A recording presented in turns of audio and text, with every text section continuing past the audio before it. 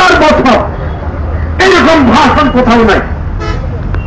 একটা দেশের সংগ্রাম, আন্দোলন, মুক্তিযুদ্ধের জন্য মানুষ যাওয়া 7ই মার্চের ভাষণের উপরে তো মানুষ ঝাঁপায়া পড়ছে। আর সে কয় জয় বাংলা বলে নাই বলে। এই যে ভণ্ডামি, এই ভণ্ডামি থেকে উদ্ধার করতে হবে যুব সমাজকে।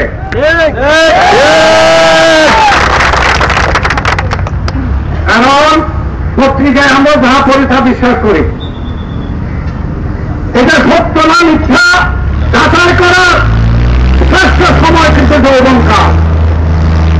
এটা হাসা করল না মিথ্যা করল, এটা বুঝবেন কেমনে? ছোট বাচ্চারা বলবে যে যেটা লিখছে যেটা বলছে এটাই সত্য, বুঝার পর না করা ঠিক আছে বোধা। জোয়ানকালে কি করছেন? বই বাছাই করছেন না কোনটা সুন্দর কোনটা অসুন্দর। সেজন্য কথার নাম মধুর আনি, যদি কথা কইতে জানে। এই বিচার করতে হবে এই যুগলীগ যারা করেন তাদেরকে, জনমত সৃষ্টি করতে হবে, সত্য মিথ্যার প্রভেদ বুঝতে হবে।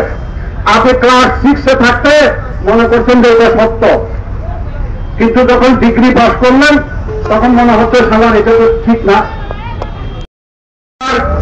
যার নাম সারা বিশ্বে চলিয়াছে, এই বাংলাদেশের যুব সমাজকে একত্রিত করে বিভিন্ন সংগঠনের মোকাবেলা করার জন্য যুবলীগকে উজ্জীবিত করেছেন। আজকে সেই প্রধান অতিথি আমাদের মাননীয় কেন্দ্রীয় যুব চেয়ারম্যান জনাব উমর ফারুক চৌধুরী, আরো উপস্থিত বিশেষ হিসেবে সারা বাংলাদেশের কেন্দ্রীয় যুবলীগের সাধারণ সম্পাদক মোহাম্মদ হারুন হোসেন, আরো উপস্থিত আছেন বাংলাদেশ কেন্দ্রীয় যুবলীগ সাংগঠনিক সম্পাদক আজহার হোসেন ও কেন্দ্রীয় যুব নেতৃবৃন্দ, উত্তর জেলা যুবলীগ নেতৃবৃন্দ, আমাদের ছাত্রবৃন্দ, আসসালামু আলাইকুম। ওয়ালাইকুম সালাম।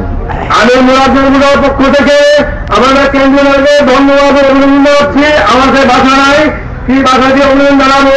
আজকের জন্য এই সভাপতি ঘোষণা করলাম। জয় বাংলা, জয় বঙ্গবন্ধু।